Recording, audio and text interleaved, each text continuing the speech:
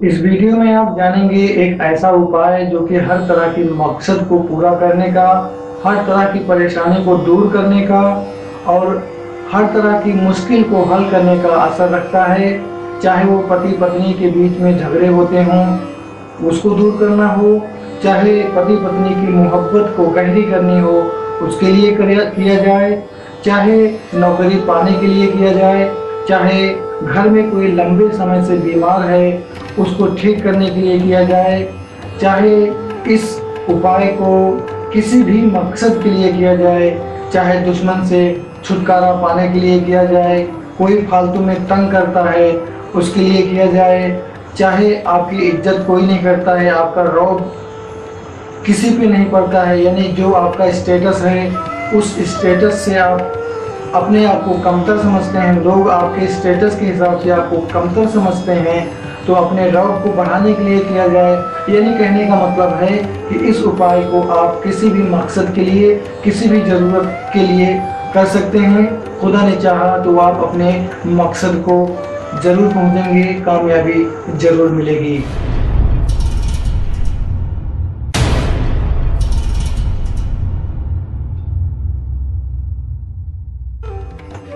जय हिंद। मेरा नाम है कलीम अली और आप देख रहे हैं तिलिस्मी दुनिया। तिलिस्मी दुनिया चैनल में मैं आपका बहुत बहुत स्वागत करता हूं। तिलिस्मी दुनिया चैनल में मैं आपके लिए लाता रहूँगा देसी नुस्खे, घरेलू इलाज, तंत्र मंत्र यंत्र, टोटके, उपाय से इलाज और भी बहुत कुछ। तो तिलिस्मी दुनिया चैनल को अभी सब्सक्राइब करें और आने वाले वीडियो से फ़ायदा और बेहतरीन जानकारी उठाते रहें। जैसा कि मैंने आपसे कहा कि इस उपाय को, इस टोटके को हर तरह की मुश्किल को हल करने के लिए, हर मकसद की कामयाबी के लिए किया जा सकता है, लेकिन मैं आपको बताना चाहता हूं जो कि बहुत ज़रूरी है, इस मकसद को हर तरह की जायज़ काम के लिए आप कर सकते हैं। जायज़ काम इस तरह है कि जैसे पति पत्नी में झगड़े होते हैं तो झगड़े को ख़त्म करना, पति पत्नी के बीच के झगड़े को ख़त्म करना, ये जायज़ काम है। और पति पत्नी के बीच में मोहब्बत पैदा करना, ये जायज़ काम है। घर में कोई लंबे समय से बीमार है, दवा काम नहीं कर रही है, कुछ समझ नहीं आ रहा है कि क्या हुआ है, उसको ठीक करने के लिए ये उपाय किया जाए, जायज़ काम है। अगर इसको किसी जायज़ काम के लिए किया जाए तो अच्छा है और कामयाब आप होंगे, और अगर इसको आप किसी नाजायज़ काम के लिए कर रहे हैं तो आप बिल्कुल भी ना सोचें। हो सकता है आप नुकसान उठा बैठें और फ़ायदे के बारे में तो आप सोच भी ना सकते हैं।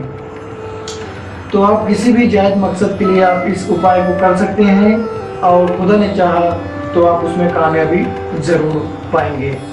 तो मैंने कुछ बातें आपको बता दिया कि इस तरह से आपने इस मकसद के लिए, किसी भी मकसद के लिए किया जाए और जायज़ मकसद के लिए किया जाए। अब आइए आपको बता देता हूँ कि इस उपाय को करना कैसे है और कितने दिन करना है। इस उपाय को आपने 11 दिन कम से कम करना है, और अगर 11 दिन में आपका मकसद हल नहीं होता है तो आप इसको 21 दिन कीजिए, और अगर 21 दिन में भी आपका मकसद हल नहीं होता है तो आप इसको पूरे 40 दिन कीजिए। इसकी जो लास्ट अवधि है पूरा होने की वो 40 दिन है, लेकिन कई बार देखा गया है कि 11 दिन में भी मकसद पूरा हो गया है, मतलब पूरा हो गया है, और कई बार ये देखा गया है कि ये 21 दिन में भी मकसद पूरा हो गया है, और कई बार ये भी देखा गया है कि 40 दिन लग गए हैं। तो आप शुरू से जब स्टार्ट करें, शुरुआत करें, तब से ही नियत कर लें कि अगर मेरा मकसद हल हो गया 11 दिन में तो मैं छोड़ दूंगा, और अगर मेरा मकसद 21 दिन में हुआ तो 21 दिन में छोड़ देंगे, और अगर 40 दिन करना पड़े तो 40 दिन करेंगे। तो इसको करने के लिए आप जो है तैयार हो जाइए। तैयारी इस तरह आपने करनी है कि आप जो है एक फिक्स टाइम आपने ढूंढना है, फिक्स जगह ढूंढनी है और फिक्स टाइम करना है। टाइम का फिक्स होना और जगह का एक ही होना शर्त है। यानी इस उपाय को जिस जगह पे किया जाएगा वो जगह एक ही होनी चाहिए। अगर 11 दिन करना है, 21 दिन करना है, 40 दिन करना है, एक ही वो जगह एक ही होनी चाहिए, चाहे आप कहीं भी करें जगह एक ही होनी चाहिए और समय भी एक ही होना चाहिए। इस उपाय को करने के लिए आपको सूर्यास्त के बाद, सूरज डूबने के बाद का कोई भी समय चुन लेना है। सूरज डूबने से लेकर सुबह सूरज निकलने के बीच में आप कोई भी टाइम चुन लीजिए। उसी टाइम पे आपने रोज करना है, चाहे आप 11 दिन करें, चाहे 21 दिन करें, चाहे 40 दिन करें। टाइम का और जगह का एक होना जरूरी है, पहली बात। दूसरी बात यह है कि आप इसको जब तक करें तब तक आप शुद्ध खाना खाएं, बाजार से कोई खाना ना खाएं तो बेहतर है। और शुद्ध खाना ही खाएं। 40 के 40 दिन, 21 दिन, 11 दिन, जितने भी दिन आप करें, शुद्ध खाना खाएं, शुद्ध कपड़े पहनें और शुद्धता में रहें। शुद्ध खाना आपको आपके घर में मिल जाएगा, आपको बाजार से खाने की कोई ज़रूरत नहीं है। अगर बाजार से भी आप खाते भी हैं तो शुद्धता का ख्याल रखें। और तीसरी चीज़ है कि आप जो है किसी से फालतू बात ना करें और अपने मकसद को हमेशा अपने दिलो दिमाग में बैठा के रखें कि मैं इस मकसद के लिए इसको कर रहा हूँ, कर रही हूँ। और जब आप जो है इसको करने के लिए पूरा तैयार हो जाएं, जब आप इसको शुरू करें तो आप जो है कच्चा लहसुन और कच्चा प्याज का इस्तेमाल बिल्कुल भी ना करें। अगर आप खाने में तड़का लगा के करते हैं तो कोई हर्ज नहीं है, कोई दिक्कत नहीं है। लेकिन अगर आप कच्चा खाते हैं तो ये टोटका, ये उपाय ख़राब हो जाएगा, आपको फ़ायदा नहीं देगा। कहने का मतलब ये है कि कच्चा प्याज आप सलाद में ना खाएं, कच्चा लहसुन आप इस्तेमाल ना करें। और आप जो है अगर रोज़ाना नहा सकते हैं तो रोज़ाना नहाइए।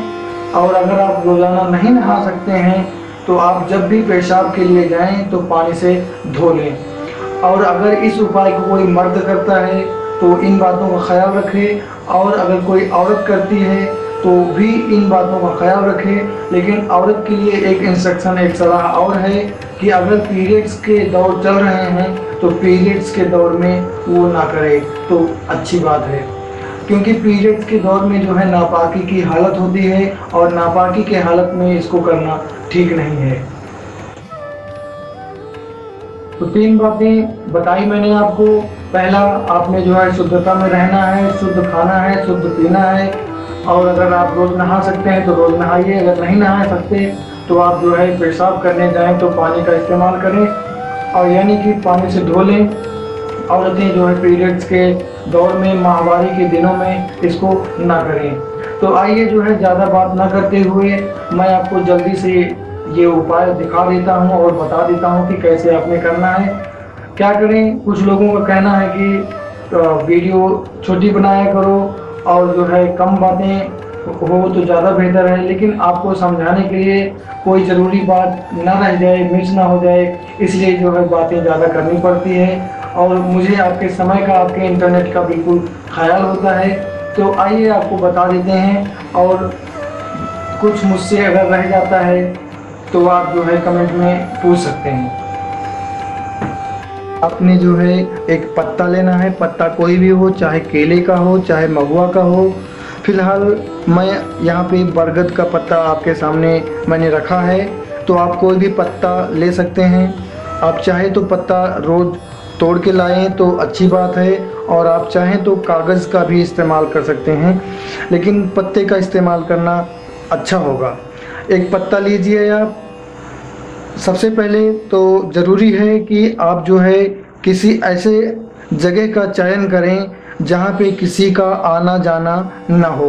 यानी कहने का मतलब ये है कि जैसे गांव के बाहर या कहीं सिटी में कोई खाली प्लॉट पड़ा होता है जहाँ पे किसी का आना जाना नहीं होता है, और वहाँ पे अगर गंदगी नहीं है तो आप किसी खाली प्लॉट में भी कर सकते हैं। और अगर आपके टेरेस पे किसी का आना जाना नहीं है तो आप अपने टेरेस पे भी कर सकते हैं। और कहने का मतलब ये है कि आप किसी ऐसे जगह का चयन करें जहाँ पे किसी का आना जाना ना हो, खास करके तब तक ना आए जाए जब तक आपका ये उपाय चले। आप किसी खाली रूम का भी इस्तेमाल कर सकते हैं, जो रूम खाली पड़ा हो आपके सिवा वहाँ पे कोई ना जाता हो, ना जाए। और आप इसको जो है, अगर नदी का किनारा है तो आप वहाँ भी कर सकते हैं, और अगर आपके आसपास में जंगल है या कोई खाली जगह पड़ी है जहाँ पे पेड़ पौधे उगे हैं, जंगल टाइप का है, वो आप वहाँ कर सकते हैं। तो आप उस जगह पे पहुँचिए और इस तरह एक पत्ता रख दीजिए, और उस पत्ते पर जो है आपने क्या करना है कि एक मिठाई का पीस रख देना है। अब आप मिठाई कोई भी ले सकते हैं, कैसी भी मिठाई हो, लेकिन शुद्ध हो। अब मैं यहाँ पे आपको गुलाब जामुन दिखा रहा हूँ। ये गुलाब जामुन मैंने रख दिया ये पत्ते के ऊपर। और आपने क्या करना है कि एक इत्र लेनी है। इत्र जो है ये फ्री फ्रॉम अल्कोहल एक तरह का परफ्यूम होता है। ये स्पिरिट से नहीं बनता है, स्पिरिट फ्री होता है, अल्कोहल फ्री होता है। ये एक तरह का परफ्यूम होता है, ये खुशबूदार होता है। आपने क्या करना है, इत्र लेनी है, और आपने क्या करना है, कॉटन लेना है यानी रुई लेनी है। तो आप जो है रुई पे आपने इत्र लगा देनी है। अगर आपके पास इत्र ऐसी है कि जिसमें ये रोल बना है, ये देखिए, अगर कैमरा फोकस कर रहा है तो ये रोल आप जो है रुई में अच्छी तरह से जो है इत्र लगा दीजिए, खूब अच्छी तरह से इत्र लगा दीजिए। और आप रुई को रख दीजिए, मिठाई को आपने रख दिया, और आप ये बची हुई इत्र को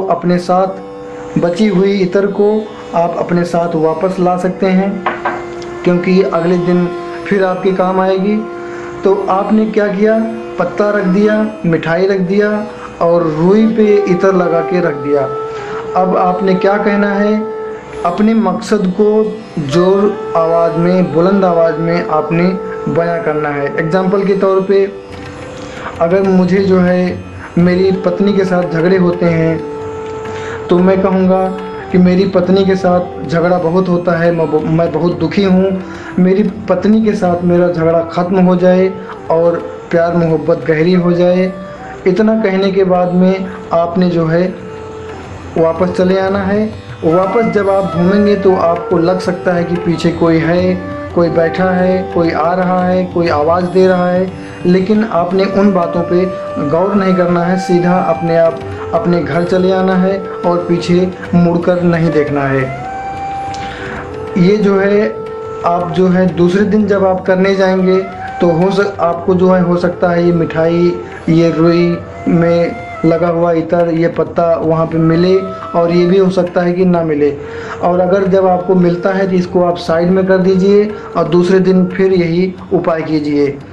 यानी कहने का मतलब है कि टाइम का और जगह का और इत्र का, मिठाई का, पत्ते का, जो भी चीज़ आप इस्तेमाल करें पहले दिन, वही चीज़ आप जो है आगे भी इस्तेमाल करें, जितने दिन भी आप करें।